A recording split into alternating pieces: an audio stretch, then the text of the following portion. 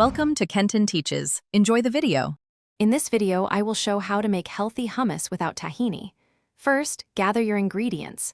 You'll need 1 can of chickpeas, drained and rinsed for that essential creamy base.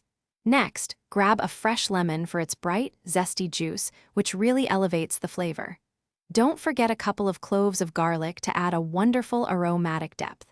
These simple components are all you need to start.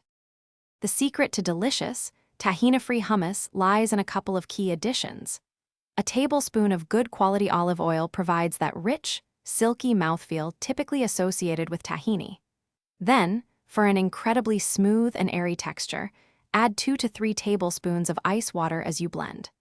Combine all your ingredients in a food processor and blend until it reaches your desired creamy consistency, scraping down the sides as needed.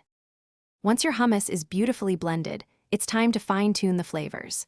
Taste and adjust with salt and freshly ground black pepper until it's just right. If you prefer a brighter, tangier profile, feel free to add another squeeze of lemon juice. To serve, spoon your homemade hummus into a bowl, create a swirl, and garnish with a sprinkle of paprika and a final drizzle of olive oil. Enjoy this healthy, flavorful dip.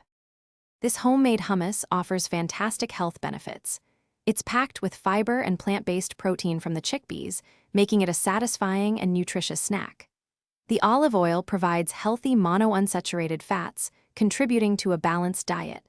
It's a wonderful alternative to store-bought versions, often higher in sodium. For more ways to improve your financial health, check the description for a link to a book that can truly change how you think about money, as well as other deals. Thanks for watching.